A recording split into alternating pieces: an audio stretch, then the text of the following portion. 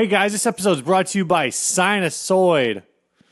They make cables and they make smiles and they make this show possible, which is part of the reason why you should support them. I mean, lots of people out there are making cables. Sinusoid does a really great cable. They've got really high quality standards when it comes to quality control.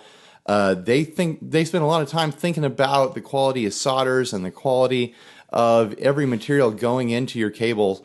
And they support this show. If you like listening to this podcast, why wouldn't you choose them as your cable supplier? I mean, it's just, it helps pay the bills around here and it helps bring you content that you like to listen to. I was thinking about this before we recorded the 200th episode.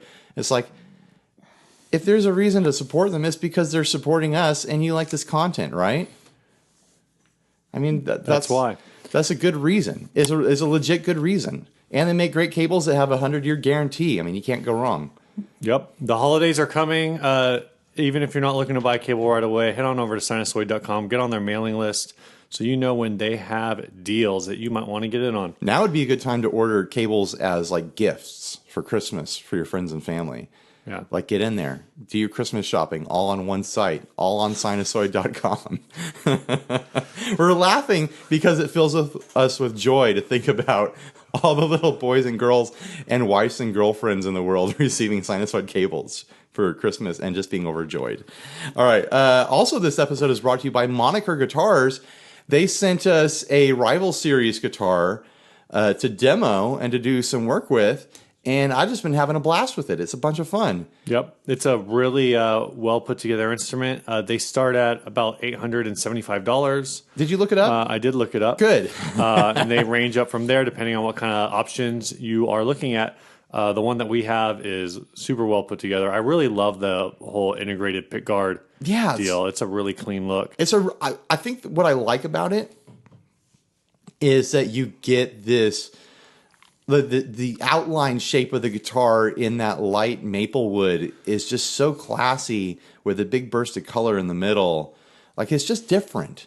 It's just a different look. It feels really nice. That maple body, I mean, you hear maple body and think, oh, that thing's going to be a brick. But it's super chambered in a way that makes it feel really warm and really light and comfortable. Didn't think about that when I was holding it, that it was very comfortable. I didn't feel any problems with it. Very comfortable guitar, a really neat, like offset, kind of classic look to the body shape with an arm cutaway that's really comfortable. It's just a great guitar. I'm really impressed with it. So keep an eye out for my demo when I put it up. It's going to be a blast. Yep. Last but certainly not least, we got a sponsor spot for Matthews Effects. We're doing a regular old Mark Maron Open here. Yeah. Like a dozen or so sponsors. Matthews is doing a 20% off sale today. That's Monday, November whatever. When November whatever. Drops, November 27th.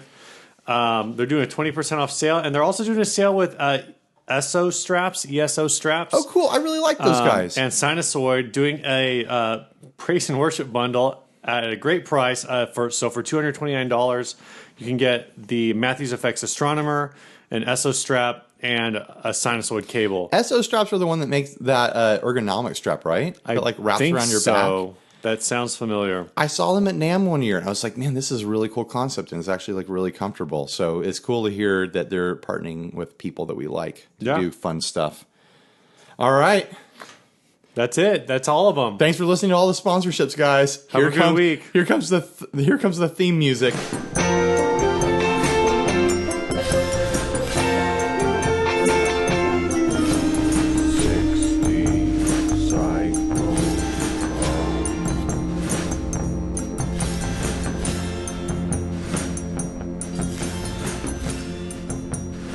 Hey, this is Ryan. And this is Steve, and you're listening to 60 Cycle Hum, the guitar buying, selling, trading, modding, fixing, breaking, reviewing, playing podcast. You did it, Steve, with minimal slurring.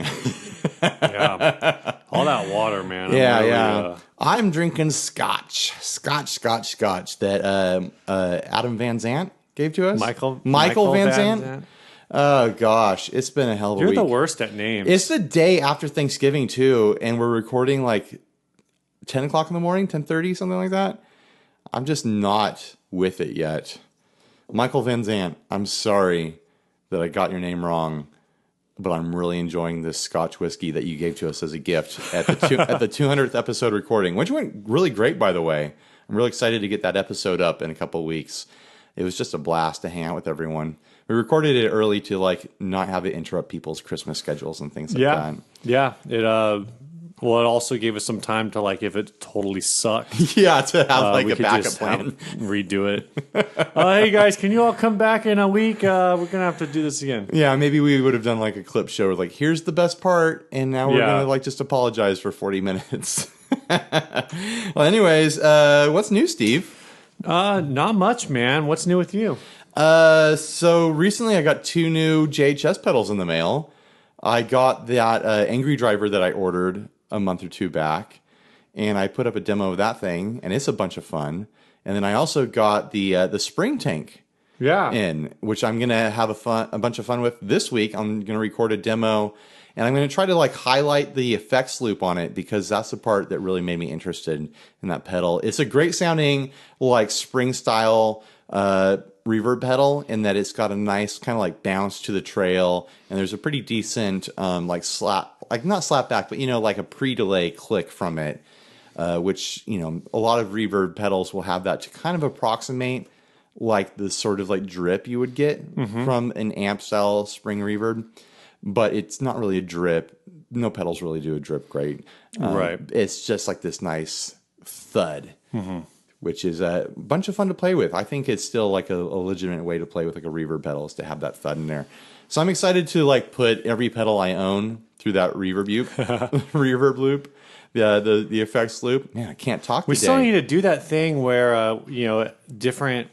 Although I guess they did. Was it at GitCon where they did the like they linked everybody's pedal boards together? Or I didn't see that, but that sounds fun. Well, I know like previously, was it Pedals and not that pedal show? It's the one that Juan Aldridi does. Effects and pedals. Effects and pedals. Pedals and effects. Effects. And I pedals. can't remember which one. This is the right one.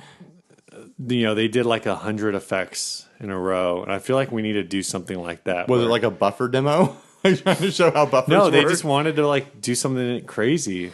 I liked the one that GAK did recently, where they did 100 1-watt amps versus 100 watt amp. Right. That was like a concept that we like had brainstormed in an early episode. Yeah.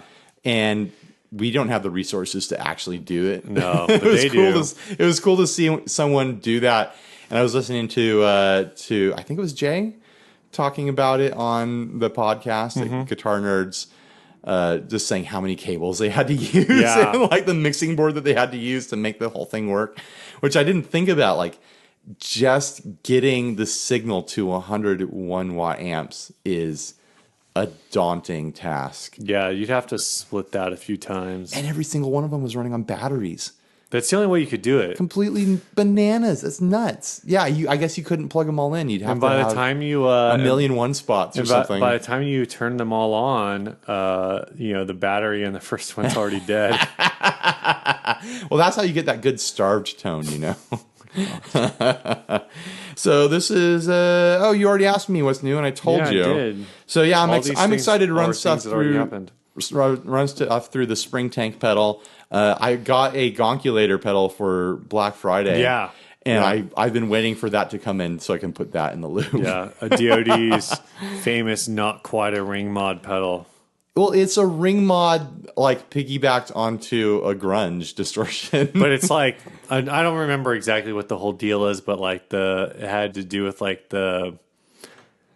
whatever the ring is, it doesn't actually mod, I guess. Okay, it's just a ring without the mod. It's like a single note. Yeah. It's not like a normal ring mod, like the fuzz effectively, like or that like pitch shift, like moves with the note. But apparently with the gonculator, it doesn't. That's what I've always heard. I've never used one. Interesting. I don't have any other ring mods around, so it'll be interesting to check it out. I should give you mine. I should probably fix mine. You should probably make yours work and then give it to me. Technically, it instead works. of giving me junk. That Technically, doesn't work. it works fine. It's just has a bleed. So I wouldn't say it works fine, but it works. Okay. All right. Let's get into the episode. Do we have anything else to cover before we jump into an ad? Nope. All right. So this is an ad that my wife sent us, and it's for a guitar shop called Strange Guitarworks in New Orleans. And I thought this ad was interesting because there's a bunch of photos of some like decent, like high quality stuff going on, like a fret leveling going on here with the whole rig that's got, a bunch of different pressure dials up and down the neck, like making sure it's completely straight and like getting the frets completely level. And then a really nice shot of like a pretty slick looking brass nut that they put on some sort of Fender guitar. And then a shot of, I think that's a Telecaster. It looks like a Telecaster, like a Telecaster style control, but it's like it's like a rear access. But it's got a ton of stuff going on there, a bunch of complicated parts, and looks like a really clean job of a rewire. And then the next photo is of an acoustic guitar with this gold Strat pick guard on it with Strat pickups, just slapped on, slapped on with a Strat output jack on the body of the guitar and a Strat tremolo bar drilled into the bridge of an acoustic guitar. So what's going on here? What are they trying to say with this ad? I don't know. It says Strange Guitarworks is New Orleans full-service guitar repair shop owned and operated by guitar techs Benjamin Strange and Aaron Younts. Strange Guitarworks is driven by the pursuit of the flawless instrument, a guitar with amazing feel, perfect intonation, and great tone. We know the secret of what separates a good guitar from a truly great guitar lies not in how much it costs or what name is on the headstock. It comes from the attention to detail and the fretwork setup that can only be tailored to you, the player. These sound like our kind of guys. Whether your guitar is a pawn shop prize or a boutique gem, we can make it better together. Our shop is the best equipped and most capable guitar shop in the New Orleans region. We have invested in the best tools and utilize the most modern techniques to get the most accurate, consistent results possible. We do all our fretwork on our 2 custom-built neck jigs, which simulates string tension on the neck, which allows for dead-on accuracy with no guesswork. It's our goal to be the best guitar shop you've ever seen. We also offer custom instruments, Merit guitars. If you can dream it, we can build it. So apparently somebody dreamed putting a Strat pick guard. Well, I wonder if this is the sort of thing. I remember when we had that ad with those 2 acoustic guitars that were Velcroed together. Yeah. And the shop, like a bunch of people wrote them trying to buy the guitar and they wouldn't sell it. Yeah. I wonder if this is like the same sort of thing where they put this in all their ads and it grabs people's attention and it gets, it's like a clickbait title. It gets people looking at your ad to look at the other stuff. Like they see this picture of this freaky acoustic mangled situation and then they look through the other photos and like, oh, these guys look like they have like a legit shop going on. Oh, I'll read the description. These guys sound cool. So I'm wondering if that's the angle or if they're really just like, man, throwing that weird thing we did. Then they can show that we can do anything, Yeah, I have a feeling maybe it's that. Like, hey, look at all this super legit stuff and this one like insane thing that we did. I've always seen it like used as marketing for like strip clubs where maybe it's just like a local place, but like you hear the marketing on the radio or like in billboards or whatever, and it's like, oh, we got 20 beautiful women and 2 ugly ones. Like, I've never really understood what that was supposed to mean. I've always assumed the ugly ones mean those are the owners or those are the bartenders or something like that. I have no idea. It's weird marketing. Is that they don't have bartenders? Do they have bartenders? I don't know anything about strip clubs. Isn't there some California law that says like you can't like if it's a topless bar you can serve alcohol, but you can't have a full nudity and alcohol served? Something no pubes near the drinks. It's some weird California law. I think it has to do with a food and safety code. Yeah, it probably does. Which makes sense. No one wants to get food poisoning at the titty bar. It's the name of my new band. Food poisoning at the titty bar. Oh boy! But I'm wondering if it's that kind of marketing. It's like, oh, here's the freaky one. Right. I didn't even read the description, and with you reading it makes me want to send stuff to these guys, even though it would be way easier to have like someone do it the same sort of thing here. And like the pictures make the shop look legit. Like they look like they have the real tools. It makes me think that, I could take a risk on some sort of really funky, crazy guitar, and if it didn't play right, I could take it to people like these and be like, hey, make this thing play right. Yeah. Make it play like a normal modern guitar. But yeah, interesting ad that my wife found. She did some Craigslist tourism for us. Do we want to jump into the topic, or do we have anything more to say here? I don't have anything more to say. Do you have anything more to say? I don't have anything more to say. We already hinted at this topic a little bit in the What's New. We're just going to talk about the Black Friday deals that went on last week. They might still be going on. I mean, this is Cyber Monday. There could be better deals today. You know, it's funny. Like I've been talking to people about different Black Friday-ish things, and how it's not even Black Friday anymore. It's not even. I want to call it Black Thursday now that so many stores open on like in the middle of the day on Thanksgiving. Yeah, but it's not even that, because like literally it's Black Thanksmas. Yeah, so it's like that transition from Thanksgiving to Christmas, right in between. The whole thing stretches out for like 2 weeks. One of the stores I bought some shoes today, and they started promoting their Black Friday deal for like insiders on like Monday or Tuesday, and that was a week ago. Yeah, like it's like literally like 4 or 5 days before Black Friday, and I actually held out until Friday to order these shoes, and I couldn't get both pairs I wanted because one of them had my size had sold out. But I kept thinking like, oh, maybe they're like, this is just a tease and they're going to like roll out like some mega deal on the actual day. Nope.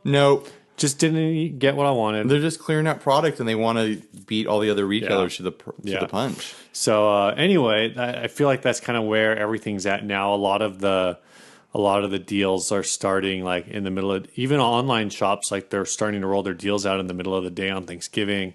And then they just kind of run them while supplies last. So some of these online stores, they go a long time, and other ones they sell out within minutes or an hour or whatever. Yeah. So I already spoiled it in the intro in the What's New. Did. I got a gonkulator. DoD was clearing their stuff out. I want to say like on Tuesday or Wednesday or something like that. DoD kind of just does that every once in a while too. It's not even like they did that with the Bone Shaker, Friday. where it was like, let's get rid of all the Bone Shakers. We're done trying to sell all these for normal price. The Bone Shaker. The Bone Shaker. I'm not familiar with the Bone Shaker, but I am familiar with whatever the hell that was. Yeah. So $40, I couldn't turn it down. I'd wanted to mess around with the gonkulator for a long time, and it's a pedal that we talked about when we first started doing this show, because at the time their prices had just skyrocketed because there hadn't been a reissue yet. I think they were going for like $300 or something like that. It was pretty high when we talked about them years and years ago. Yeah, and then they came out with the reissue. Thank goodness that DoD came back into existence while we've been doing this show, and among other things, they re-released the gonkulator, and I've just been waiting for them to come up at the right price, and $40 is definitely the right price. Everywhere else I saw them online, like the used value was still the normal prices, like $150, $160, I want to say. So I'm wondering if once these clear out, and I think they did clear out, I think they're all sold out now. Right. If the prices will stay around there. I mean, even if I can sell this thing for $100, that's more than double my. Yeah. I would expect that would be the case, that you would still be able to get more. I mean, they sold out so quick. At least more than, was it? You said 40? $40. Yeah. They sold out so quick, it makes me think that there wasn't that many left to sell. But then they keep selling the Bone Shaker for $40. So right. Maybe they just have a stack of pallets of Bone Shakers they're trying to get rid of. But maybe the gonkulator isn't the same case. Well, I guess they're both. Is the Bone Shaker actually DoD, or is it Digitech? It is. No, the Bone Shaker's DoD. Okay. But then the Bone Shaker doesn't have any previous precedence of being anything. Right. It was like a new circuit that they came up with. A distortion with a bunch of tone stack controls on it. Yeah. So I'm excited to try this thing out. It's such a quirky effect. I feel like $40 is the right price to tempt someone to buy it, you know? Yeah. What have you bought this Black Friday? Gear related. I want to hear about your shoes, Steve. I've been looking at, how about flannels? Can we talk about flannels? Well, as long as we're only talking about flannels, not anything that's gingham. No, there's there were a lot of sales, and honestly, like, I think I probably did it wrong this year. In that I didn't really try to watch the trends too much. I didn't really read the emails. Like, I got them all, but I just didn't really pay that close attention. The one I did pay attention to was the Mr. Black sale. Oh, nice. So I got the solid state echo chamber, the Eterna Gold modified, which is their shimmer reverb, and I got the what? You got more than two, okay. And then I got the so basically their deal was if you spent more than, so everything was on like pretty big discounts. Like, I don't know, that echo chamber, I think it was $70 off, so that's like around 30%, something like that. The Eterna was like also $70 off, and that was like over 30%. And then they had a deal where if you spent more than $200, you would get this Marshall style dirt pedal for free. Wow. Which is the BB74X, which is like a supposed to sound like it's a blues breaker pedal. Gotcha. So I got those three for like $265. I know there were some other like really big deals. I just, it's kind of hard. Like, I'm not super on top of doing transactions on my phone. Like, I always want to do them on a computer, and I was gone like all day yesterday. So I would see stuff crop up like, and then I realized like how many email lists I'm not on as well. Yeah. Like Chase Bliss had the Spectre version 1, the flanger, for some ridiculously cheap price. I don't know how. I don't remember how cheap it was, but it was deeply discounted. That was the one that I think a lot of people jumped on just for the flip potential. Walrus Audio has a sale going. A lot of the stores do, like Primax. Is it Primax or Pyromax? I don't know. I always thought it was Pyromax, but maybe I'm just bad at reading. I just always think they're going out of business. That's very real. A very real possibility. Yeah, Primaxi. I don't know. Doesn't really matter. Basically, all of your favorite, like every store is doing something. Coast Sonic, I think, has like 15% off on a bunch of stuff.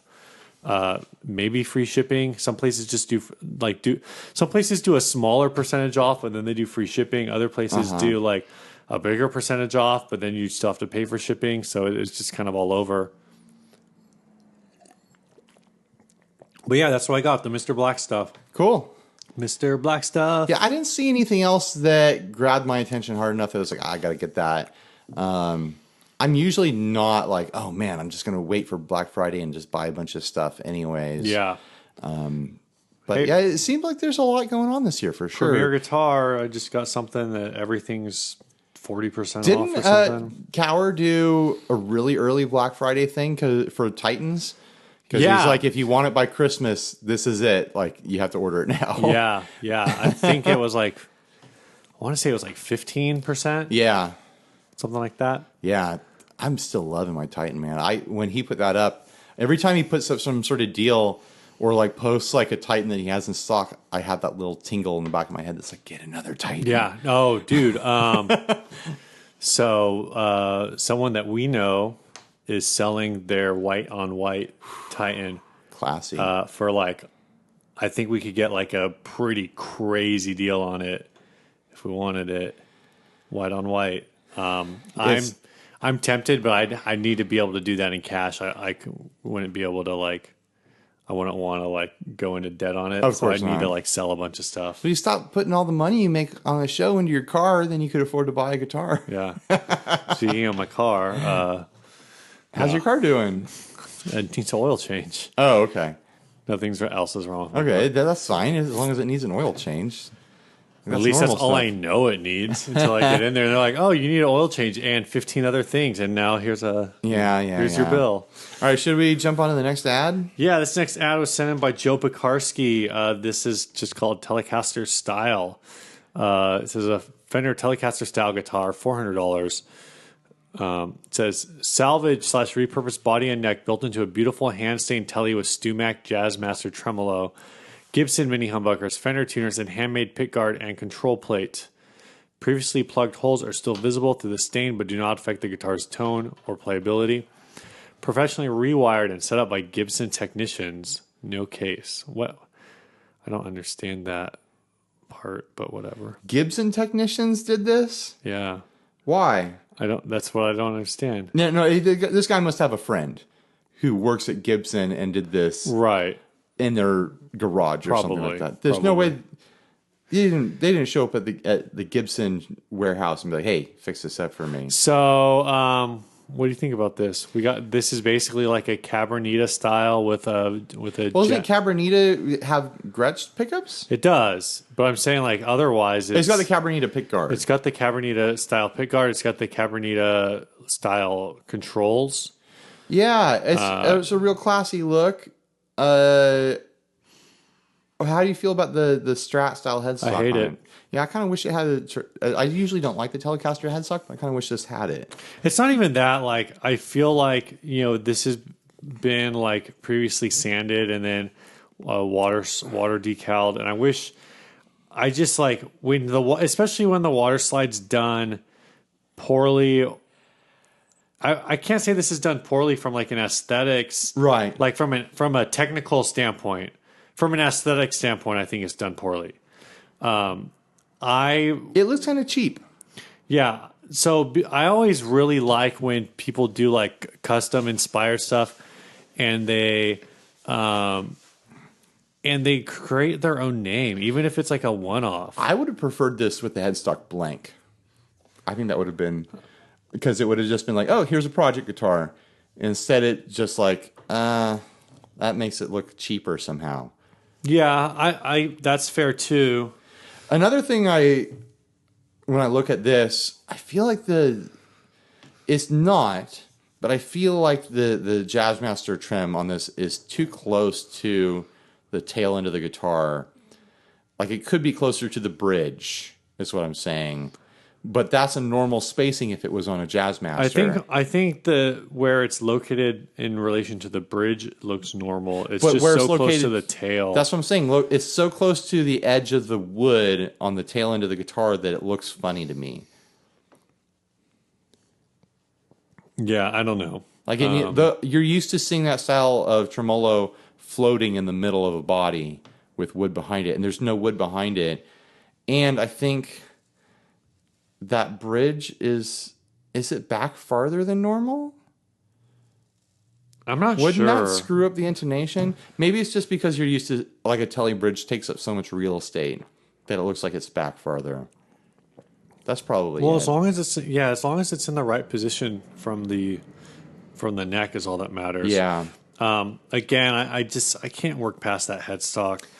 I don't even think I would like it blank. One of the things is I'm always mixed on the big the 70s headstock, but I think the 70s headstock works for this style of Telecaster with the Cabernita pickguard and the mini buckers. I like those mini buckers, by the way. I think that's a really cool look. Yeah, that looks really good. Yeah. I think my issue with the headstock comes back to that water slide.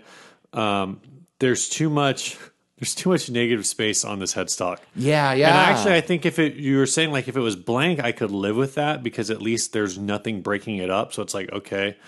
But that's why like something big that would have taken up the whole space, like how a normal Fender 70s big headstock, like whatever logo you would find on there took up like the entire length of the headstock. Yeah. And again, like I would have preferred. Well, that's totally true because it would have the big Fender logo on there. Yeah, and I would have preferred again like to do something custom that would have taken up all that space rather than, just Fender Telecaster. Well, it's not. It's not really. Yeah. The only thing that this has in common with Fender is the Jazzmaster trim. The only thing this has in common with the Telecaster is the body shape, but it's neither of those things In this case, in actual utility. In this case, the quotations around Telecaster actually mean like not really. Yeah.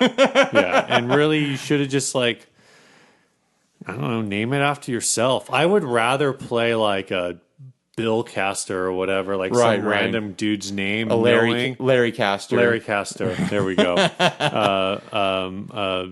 Mike Caster. Yeah, yeah. You know, and just live with that.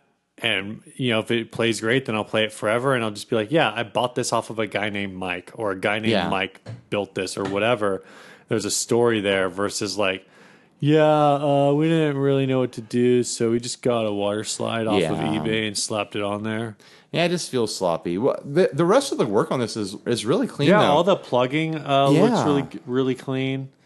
Everything else, I'm pretty the finish like looks happy really about. nice. I could see like, would I spend $400 on this? That's the real question. That is the question. Is this price fairly? What did he say where the parts came from? He said they're Gibson humbuckers, Stumac bridge. I believe He just says that the body is salvaged, repurposed, yeah, which is and the probably neck. which We is don't know the breed of the neck. Is that Yeah. an actual Fender neck? Is it a parts neck? We don't know. It's kind of confusing because it's got the dual string tree that I typically associate with Squire, but then it also does appear to have a filled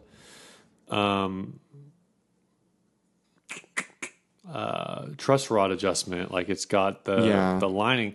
Though I do know some later Squire model or some certain Squire models do have that. I wouldn't be surprised if this was a Squire neck. I also wouldn't be surprised if it was Mexican. I'd be very surprised if it was American. Yeah. And I would be... No, I wouldn't be surprised to find out that it was like all parts or something like that. Right. Either.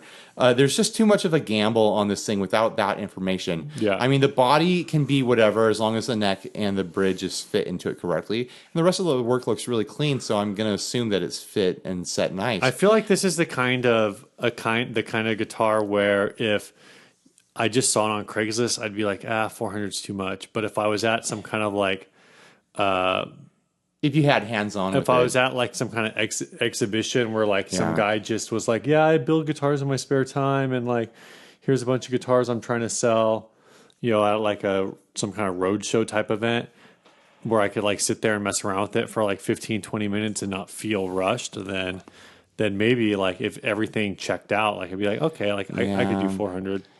It'd have to be a pretty special day for me to spend $400 on this thing. I feel like without knowing the neck, what neck that is, I couldn't spend $400 on this thing. I'd have Right. trouble spending $300 on it. My gut is telling me $225 on this thing. Even though there's a bunch of work into it, it's not like any of these parts are premium. It's just there's just a premium job of fixing the holes as far as we know, and the rest is just put together.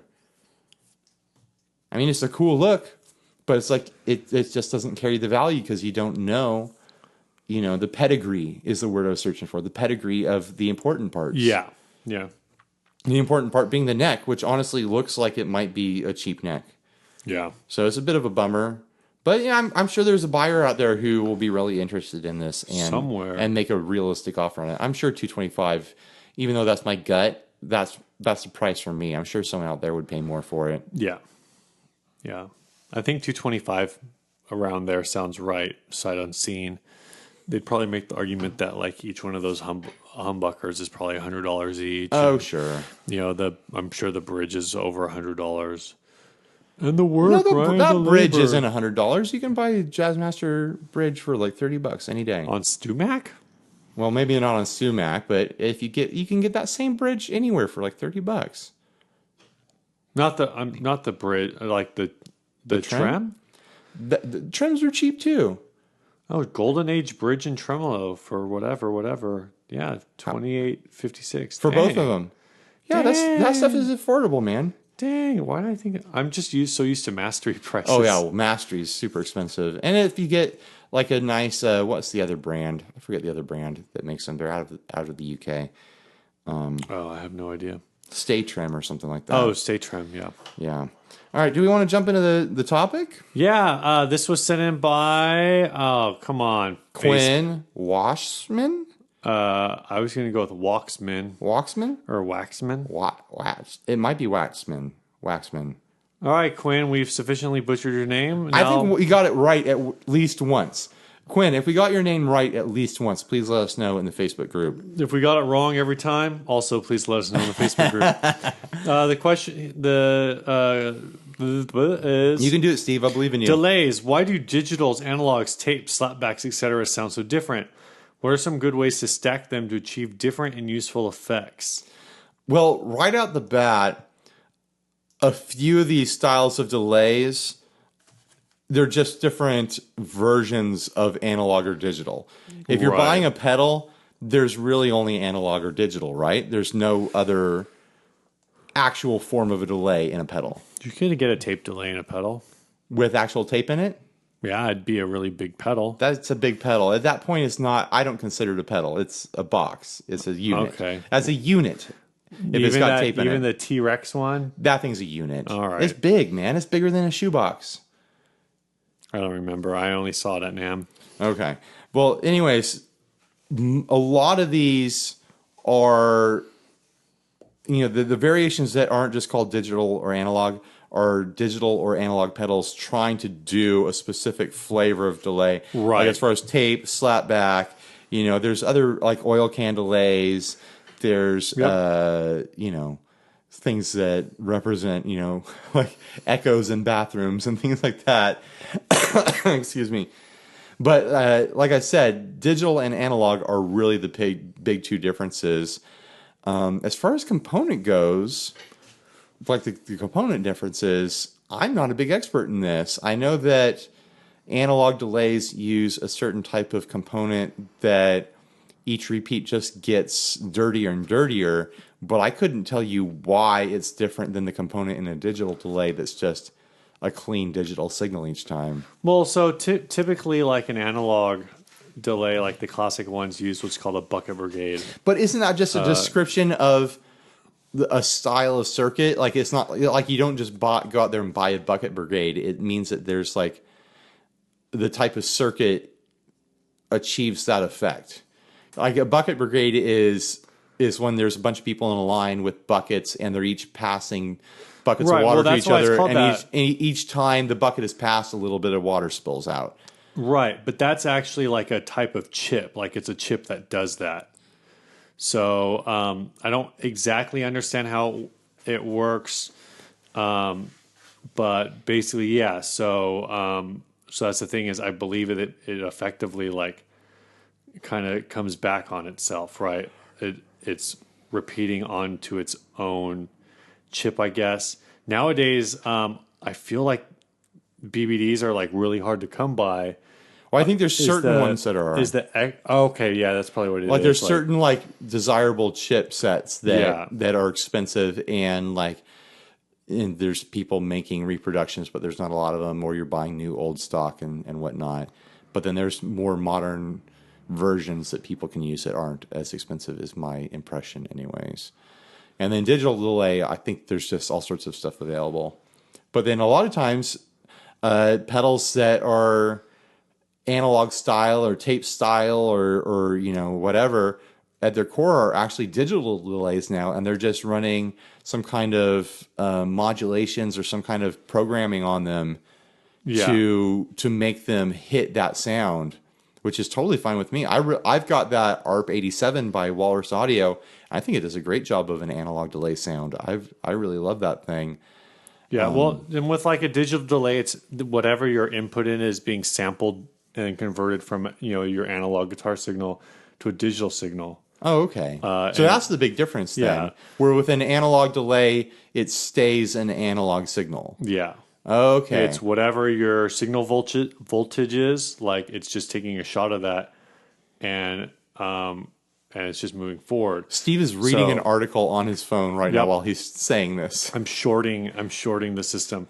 So basically, like, you have this idea that you could, you could do like a higher resolution in analog theoretically because there's no conversion. But right, the problem is like you have all of these because of the way the sampling is. Like you have, you lose fidelity. And so the capacitors, inside the chip, you basically have like a bunch of tiny capacitors, and the capacitors are naturally tend to be a little bit leaky over like the length of it. So, like you said, it's like the whole, like you have a full bucket when you start, and as it goes down the line, like the bucket gets less full. Which is to say, like your repeats will get like dirtier the longer you try to stretch them out. And typically, you lose high end first on that. Like it just starts to like degrade into like a low mid frequency like kind of wash, which is a beautiful sound. But if you don't want that sound, then it can be annoying. Let's just talk about how these different delays are used. Sure. The classic analog delay, I think. It tends to be used really just for its like warmth. You tend to be limited to like shorter delay times. I know EHX had one a version of the Memory Man that would do 1.1 seconds using multiple chips. But typically the analog delays that you find on the market are limited to about 550 to 600 milliseconds, somewhere in that range as a maximum. And a lot of them, that's if you have the circuit and you like really stretch it out. A lot of them get capped at like 400 to 500 milliseconds. Yeah.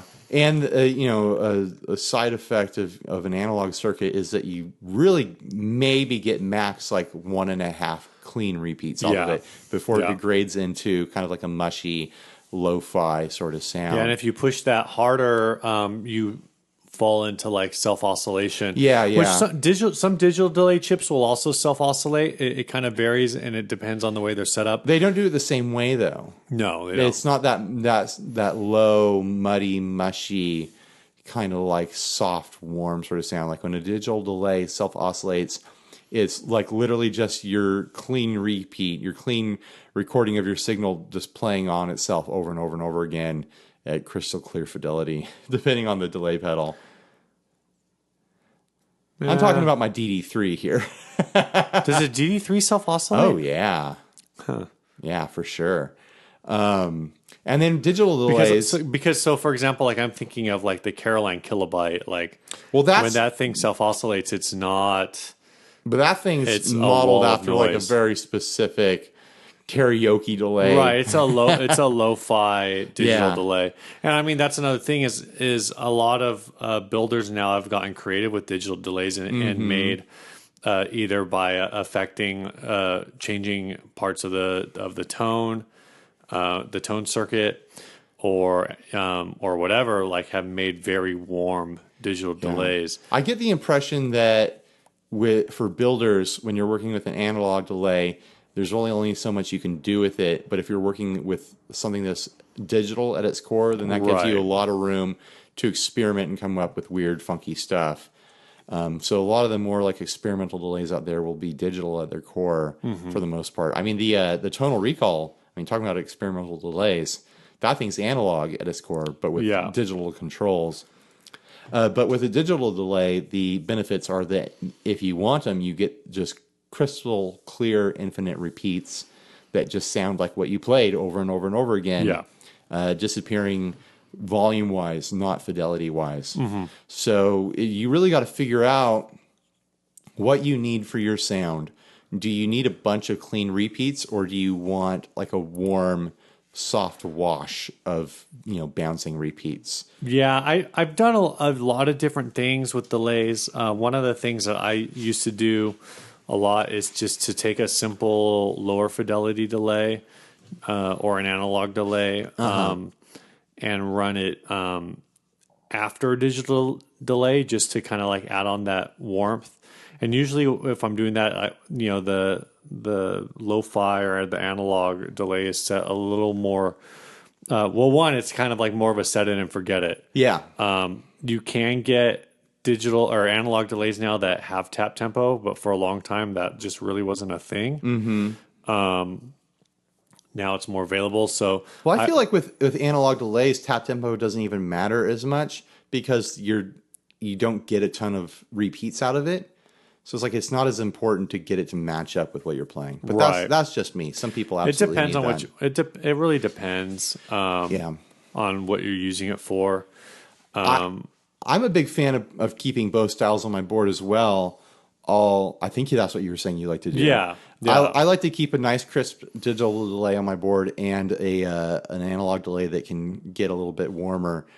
And I'll go back and forth in between which one will be set on a long delay and which will be set on a short delay. And I like to bounce them against each other so that I'm getting like short delays that get repeated over and over again with a long delay and vice versa. Right. And it just gives a lot of territory to cover. For a long time, my favorite analog delay was the Memory Toy by EHX, which is a really great sounding, affordable analog delay. But there's a bunch that I have around here now that I use all the time.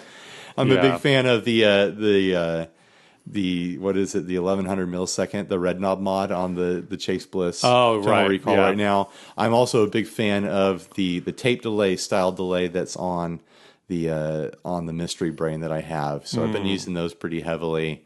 And then digital delays, I love my DD3, I love my ARP 87, and I really love the Freefall by Tomcat. Right. Which is a great digital delay. Yeah. As far as, they mentioned tape delay before, and my understanding is basically with tape delay, you are recording your signal onto like a piece of tape, like an old cassette tape, and then it's playing it back. That's with a true tape delay with a unit. We're not talking about pedals here. Yeah. So like I used one of those in studio when I was recording for Dinosaur Ghost. Yeah. Tape delay tends to be a lot more prone to like failure. Physical degradation. It's also like if you're really like creative with it, and you can get a lot of like interesting sounds out of it, because that's kind of where like modulated delay has its roots in tape delay. Well, what happens? Flanger has its roots in tape delay. Well, what happens with tape delay is when you buy a pedal, a lot of times there will be a control to adjust either the age of the tape or the modulation of the tape. Right.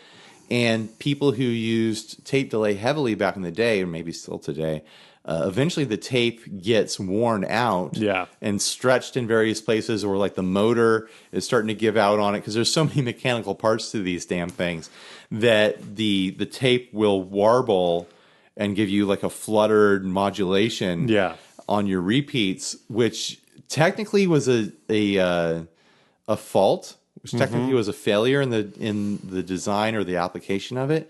But being guitarists, we fall in love with things like that, and it just became a feature of the sound. Yeah.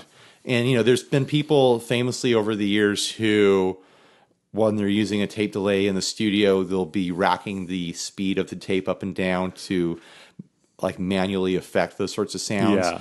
Or in the case of Frank Marvin, he would, I forget which unit he would use from the Shadows. Frank Marvin from the Shadows. Hank Marvin? What did I say? Frank Marvin. Did I say Frank? Yeah. It's Hank Marvin. Okay. Like I said, it's like early in the day on the day after Thanksgiving. I'm having a tough time. It's like 1 o'clock. Hank Marvin is right. It's that Scotch. Now I'm second guessing myself. It's that beautiful 12-year Scotch from Kirkland. All right. But anyways, Tank Marvin. Tank Marvin would have this tape delay unit that he would modify. He would like custom move the heads around because it had multiple heads on it, and he came up with his own like rhythm of repeats with custom like tape head placement that gave him particular sounds for each song. Like you go listen to the song Apache, and people like spend a lot of time trying to find that exact rhythm of repeats. And it's really hard to do because he sat there and just tweaked the position of heads on a tape delay unit. Right. So it's a really interesting history checking out tape delays. Another version of delay is oil can echoes. And that's like a whole other thing. Like it's a can full of like a fluid. Yeah. And the can spins, and there's some sort of like electromagnetic electromagnetic reader where like it writes the signal to the edge of this oil can, and then when it spins around and comes back around, it reads it. And those, I've never had any experience with them, but I've always heard that they're just crazy, high maintenance and, fix or repair daily sort of thing. Yeah, there's also, what's the Bonar Prince? That, you know what I'm talking about? No. Bonar. It's like Bonar or something. It's some crazy. It's like a drum. Is it drumhead delay? They call it. Oh, well, I know that there's plate reverbs, but this is like a drumhead delay. I'm trying to remember. It's the Bonar delay. Donner Prince Bonar. That's what I'm thinking of. Multi-head drum echo. Interesting. I don't really know how that stuff is even supposed to work. But I guess it's like the Echo Rec. Oh, okay. It's controlling a virtual magnetic drum. So maybe that's more of maybe that's similar to a tape. I don't know. I think that, to me, that sounds like an oil can delay. And I've heard for a long time that the Catalan bred Alnico does a really nice job of an oil can delay sound. I mean, basically what it all comes down to is digital delay is your clean and clear perfect repeats, and then everything other than that is like you're just choosing your flavor of degradation on the signal. So the Benson Echo Rec is what Hank Marvin used. Oh, okay. That was a tape drum. They're called magnetic drum recorders. So they used a magnetic drum instead of a tape loop. Gotcha. Well, he had some sort of system where he like tweaked the position of the heads on it. I know that. Bensons were also used by Syd Barrett and David Gilmour in Pink Floyd. Gotcha. So among tons of other effects. Like if you're trying to get that Pink Floyd sound, you're about to go on a journey. Yeah. You're going to have a lot of gear in your closet, that's for sure. Let's move on to the last ad and get the heck out of here. Enjoy our Friday after Thanksgiving. What do you say? This is a homemade guitar. This was sent by Dylan Batt. Or actually, I guess it was posted by Dylan Batt to Ugly Guitars. Yeah, I lifted it out of Ugly Guitars, so maybe I'll post a highlight from this over there if I feel I don't really know what to say about this. This is, at first glance, this is definitely a homemade guitar, and the body styling and everything going on just kind of grabs your attention. But the reason I grabbed screen grabs to talk on the show is solely this bridge job. Yeah. So the bridge here is held in place by wood screws. Yeah. It's not like even directly connected to the body. It's got like a wood spacer underneath it to provide the correct break angle, I guess. There's no way to adjust this bridge up or down. It's just screwed into the body with a piece of wood holding it up at height. Yeah. This is a total just mangled guitar job here. And look how close the stop tail is to the bridge. Yeah. This is ridiculous. The string is pressing against the backside of the bridge before it's able to wrap around down to the stop tail. How do you like that? These pseudo F-holes? I don't know what to make of those. It looked like they tried to carve F-holes and were like, I totally screwed it up. And so they covered it up with some sort of weird pieces of plywood that are just the worst cut job I've ever seen in my life. This thing is a freaking disaster. Yeah, I will say the idea of turning a butcher's block into... Is that what it is? That's what it says. It says body was made from a butcher's block and the bridge is mounted with wood screws. Whether it's a full butcher's block or just like some kind of thick cutting board, I actually find that look at least interesting. Oh, we've seen guitars made out of cutting boards that look classy. Yeah, this isn't one of them. No, not at all. But I think the the wood itself could have been fine. It's everything else that's happening to it. Look at the cut around the horn. The lower horn there as it joins into the neck. Like it's completely uneven and sticking out. Yeah. It's a hot mess. It looks like it still has blood on it from when it was a cutting board too. That's kind of like an awesome thing though. Stained around the edges. Yeah. That's actually a cool idea Like we often see these guitars that are made out of like IKEA tables or IKEA cutting boards that are new, and they went and picked up a new cutting board and made a guitar out of it. It would be cool to take like a cutting board that your family's been using for like 2 decades and they're finally done with it. Right. Take that and turn that into a guitar where it's got a million knife marks on it. Yeah. It's just got a patina of, blood and crumbs and vegetable juices Do you on know how it. to wash your cutting boards? I have plastic cutting boards and I definitely wash them. But I'm saying, like, you ever seen like a really old butcher's block or cutting board where it's just, it has a worn-in character to it? Yeah. That would make a really cool looking guitar versus just the brand new IKEA cutting board. Yeah. You see what I'm saying? I understand what you're saying. Yeah. But yeah, this thing is a disaster. Go check out the pictures in the, we have an Imager link in the episode description and wherever else we put this. Yep. Yeah. Pretty awful. This is what a guitar would look like if I tried to make a guitar from scratch in my garage. Yeah, this thing is just terrible. Yeah. And then it looks like it was routed for a single coil before, and the humbucker ring is covering that. But it's it's too big for a single coil. This thing's No, just, I think it just is just mangled. I think maybe It would have been I think better they just if they did had it wrong. It would be better if they had left it as a square cutting board and did, like a Bo Diddley thing. Diddley, yeah.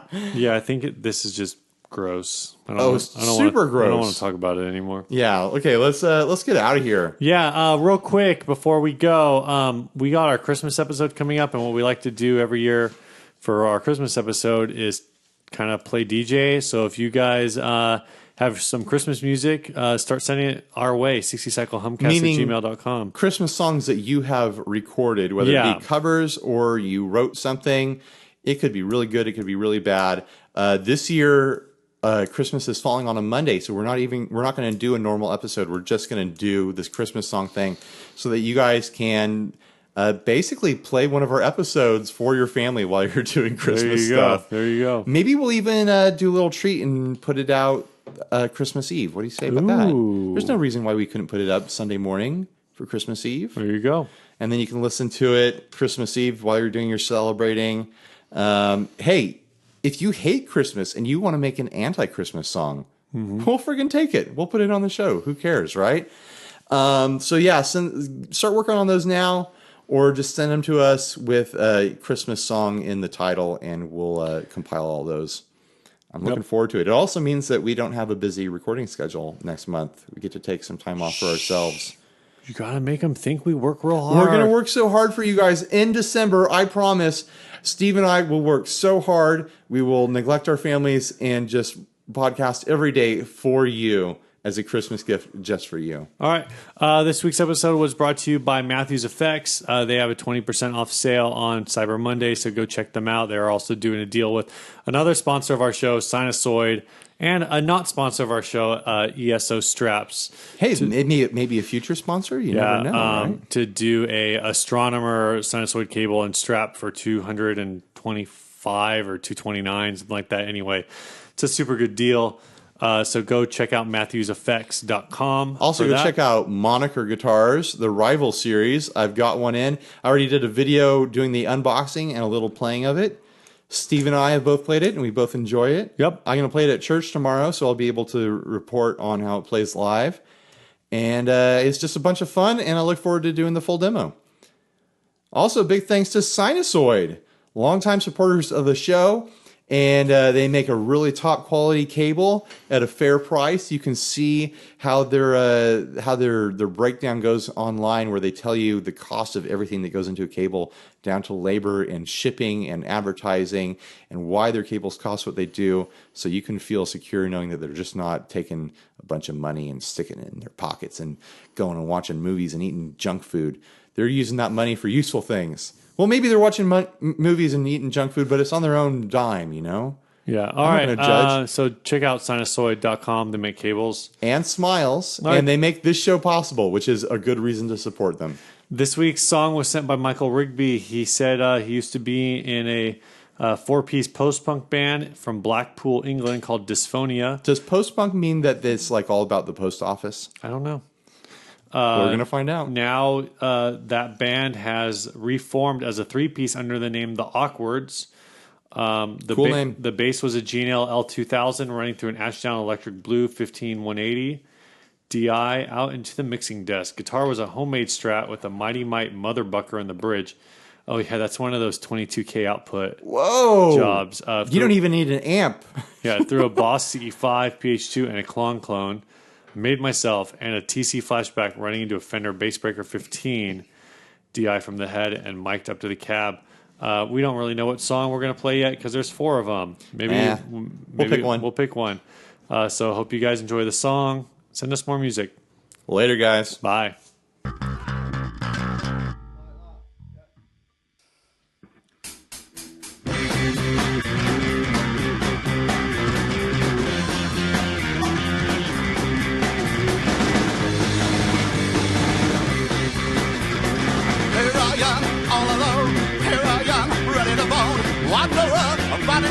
I wonder if no one's here, no one's here. Time to smoke a cigarette, time to drive my Chevrolet. Up and down freeway, up and down one way. No one's here, no one's here.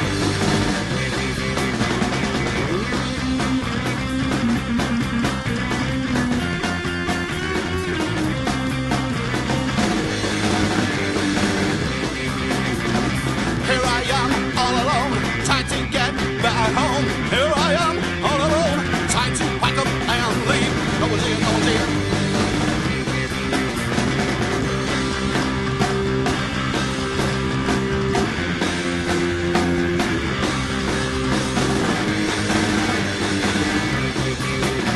Now here I am, all alone, time to get back home. Here I am, all alone, time to pack up and leave. No one's here, no one's here. No one's here, no one's here.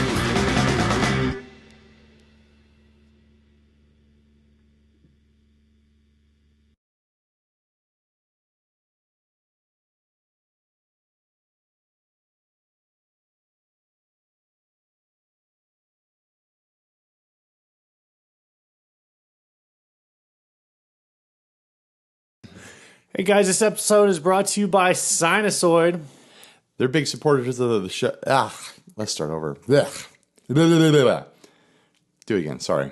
Rough start.